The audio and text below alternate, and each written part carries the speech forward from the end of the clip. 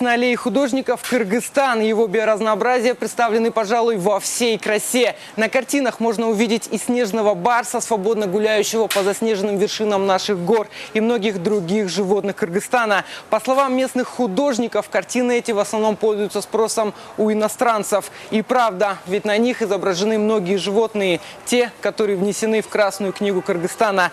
А увидеть это все биоразнообразие своими глазами все равно, что найти клад. Здравствуйте, Джем. Скажите, пожалуйста, сколько стоят ваши картины? Ну, большие вот эти вот картины стоят в районе 7-8 тысяч. Поменьше они тоже могут стоить почти так же. Покупают у нас в основном, конечно, иностранцы. Но часть, в общем-то, она увеличивается. Часть покупателей – это наши граждане. Но они в основном, конечно, покупают пейзажи, виды, наши знаменитые какие-то Сарычелек, допустим, да, Иссык-Куль, там, Аларча, ну, такие вот горы или вершины, или изображения коней, скакунов. Вот это вот популярно у нас. Согласно научным данным, 93% территории Кыргызстана определяются как нарушенные или слегка нарушенные природные экосистемы. Кыргызстан – это страна практически всех климатических зон. Благодаря разнообразию кыргызского ландшафта и микроклимата рамки разнообразия экосистем достаточно широки. В нашей стране можно встретить и пустыни, и лиственные хвойные леса, и даже альпийские высокогорные системы. Именно поэтому Кыргызстан – это уникальное место концентрации видов диких животных и растений в Центральной Азии. Если в горах можно встретить высокогорных и величественных архаров, то внизу вы увидите жителей пустынь и полупустынь, черепах и ящериц. Может быть, люди поэтому покупают их, чтобы повесить на стену и любоваться. Экология у нас страшно нарушена.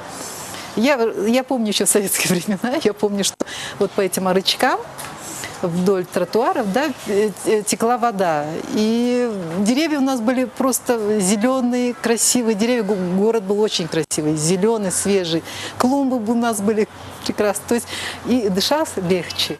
Практический упадок и загрязнение видят и горожане, и уж тем более те, кто наносит всю красоту Кыргызстана красками на холст. Не видят, видимо, нарушений экологии и браконьерства в здании, которое находится буквально неподалеку от аллеи художников. Зачем видеть, если нельзя заработать на этом очков перед выборами? Ну, в Кыргызстане колоссальное количество животных, растений. Ну, то есть любая красная книга, я не могу там каждое перечислять.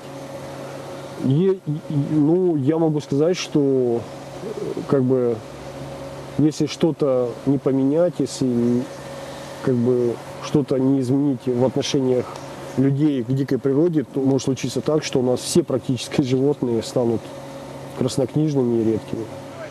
Влад Ушаков, журналист-фотограф. В Кыргызстане практически не осталось таких мест, где бы он не побывал. Это и пещеры, и высокогорные заснеженные вершины Тянь-Шаня. Фотограф-натуралист начал увлекаться Кыргызстаном и его природой с детства, когда в школе появился живой уголок. Сегодня Влад является членом Союза фотожурналистов Кыргызстана. Этот человек знает о популяции животных и растений, населяющих нашу страну, неприлично много. Кадры с его фотоаппарата можно увидеть и в мировых научно-популярных журналах. Барса в Кыргызстане, он как бы о нем много говорят, много пишут, он такой, вокруг него создан такой хороший паблик. Но у нас в Кыргызстане, например, есть тот же белокоготный тяньшанский медведь, ну, зверь, который, ну, я считаю, он тоже как бы эндемичное животное, то есть он вот в Кыргызстане, там при близлежащих как бы с нами странах обитает, его больше в мире нигде нет. Вот ситуация вокруг этого белокоготного медведя в разы хуже, чем ситуация с тем же барсом. Между тем, в Кыргызстане на официальном уровне, и это мнение многих защитников животных, экологов, недопустимо мало внимания уделяют экологическим проблемам Кыргызстана, его биоразнообразию.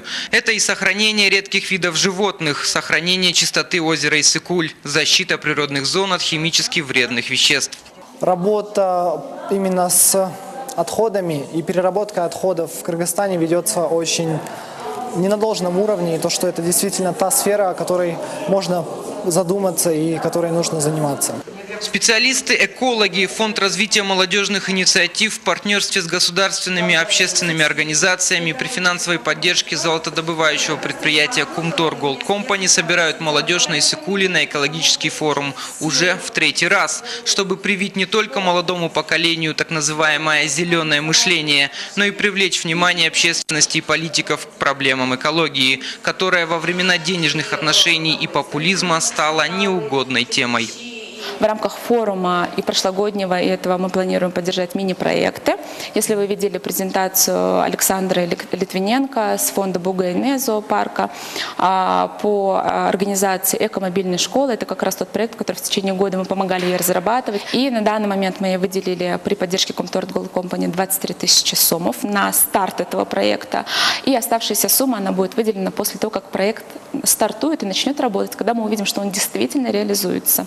На форуме собрались экологи всех мастей. В спорах и рассуждениях об окружающей среде все сошлись во мнении, что необходимо больше информации на тему сохранения природы. А молодые активисты показали себя и в деле. Решили убрать мусор на городском пляже, чтобы подать пример отдыхающим. Экологи рассказали, что всего лишь одна капля моющего средства, которая сегодня сотнями литров попадает в озеро из-за стоящих на берегу пансионатов, убивает все живое в 1 кубометре воды. И если не побеспокоиться об этом сегодня, то в скором будущем будет слишком поздно. Все живое в озере Иссык-Куль может погибнуть. Вот этот форум, цель, в которой я сюда приехала, просто сформировать у ребят правильное отношение или правильное понимание этих проблем.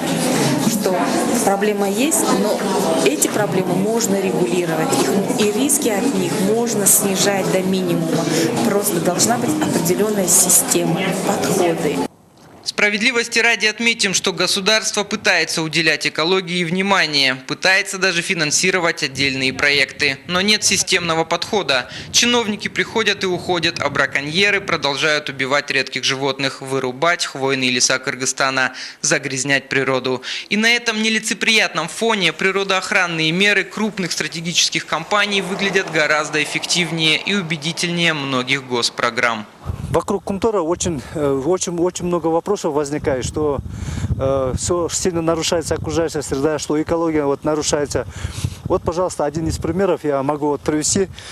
Если вы хорошо, внимательно посмотрите, вот за нами лежат бараны, горные архары.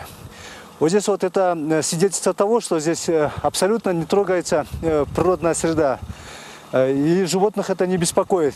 Вы можете посмотреть, вот они буквально от меня где-то 50 метрах лежат и даже на нас внимания не обращают.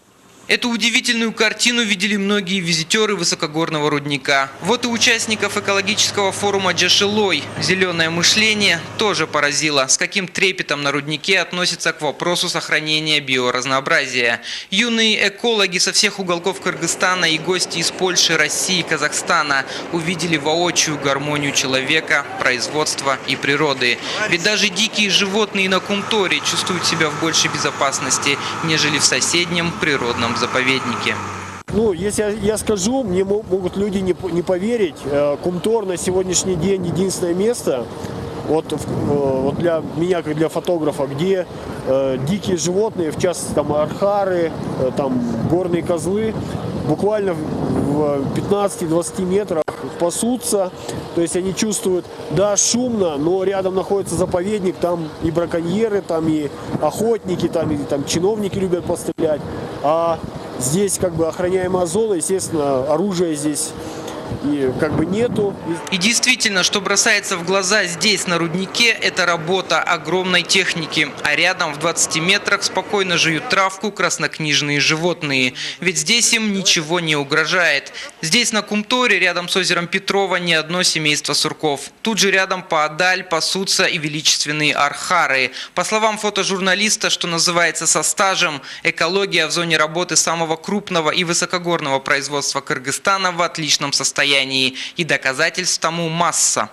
Искусственно создается какой-то ажиотаж вокруг этого предприятия. Я много езжу по стране, бывал и на других комбинатах.